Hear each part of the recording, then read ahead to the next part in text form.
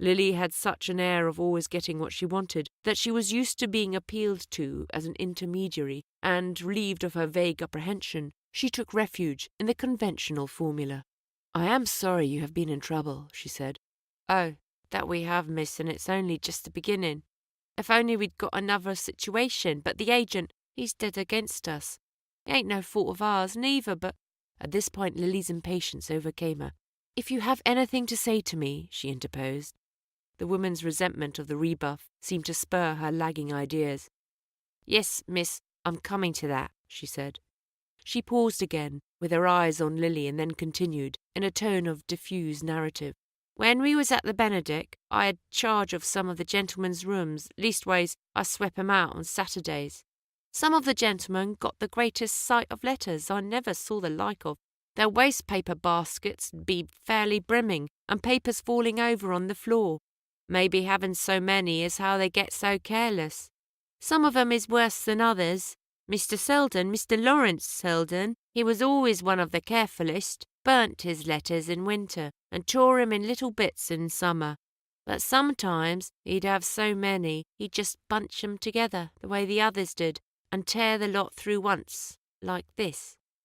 While she spoke, she had loosened the string from the parcel in her hand, and now she drew forth a letter which she laid on the table between Miss Bart and herself.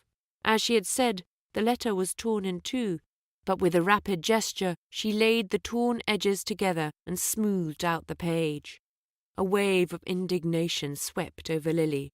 She felt herself in the presence of something vile, as yet but dimly conjectured, the kind of vileness of which people whispered, but which she had never thought of as touching her own life. She drew back with a motion of disgust, but her withdrawal was checked by a sudden discovery. Under the glare of Mrs. Peniston's chandelier, she had recognized the handwriting of the letter. It was a large, disjointed hand, with a flourish of masculinity which but slightly disguised its rambling weakness, and the words, scrawled in heavy ink on pale-tinted notepaper, smote on Lily's ear as though she had heard them spoken. At first she did not grasp the full import of the situation. She understood only that before her lay a letter written by Bertha Dorset, and addressed, presumably, to Lawrence Selden. There was no date, but the blackness of the ink proved the writing to be comparatively recent. The packet in Mrs. Haffin's hand doubtless contained more letters of the same kind, a dozen, Lily conjectured from its thickness. The letter before her was short, but its few words, which had leapt into her brain before she was conscious of reading them, told a long history, a history over which, for the last 4 years, the friends of the writer had smiled and shrugged, viewing it merely as one among the countless good situations of the mundane comedy. Now the other side presented itself to Lily, the volcanic nether side of the surface over which conjecture and innuendo glide so lightly till the first fissure turns their whisper to a shriek. Lily knew that there is nothing society resents so much as having given its protection to those who have not known how to profit by it. It is for having betrayed its connivance that the body social punishes the offender who is found out. And in this case there was no doubt of the issue. The code of Lily's world decreed that a woman's husband should be the only judge of her conduct. She was technically above suspicion while she had the shelter of his approval or even of his indifference. But with a man of George Dorset's temper there could be no thought of condemnation. The possessor of his wife's letter could overthrow with a touch the whole structure of her existence.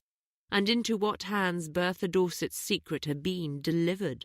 For a moment the irony of the coincidence tinged Lily's disgust with a confused sense of triumph. But the disgust prevailed. All her instinctive resistance, of taste, of training, of blind inherited scruples, rose against the other feeling. Her strongest sense was one of personal contamination. She moved away, as though to put as much distance as possible between herself and her visitor. "I know nothing of these letters," she said. "I have no idea why you have brought them here." Mrs. Haffin faced her steadily. "I'll tell you why, miss. I brought 'em to you to sell, because I ain't got no other way of raising money, and if we don't pay our rent by tomorrow night, we'll be put out. I never done anything of the kind before, and if you'd speak to Mr. Selden or to Mr. Rosedale about getting Haffin taken on again at the Benedict, I seen you talking to Mr. Rosedale on the steps that day you come out of Mr. Selden's rooms.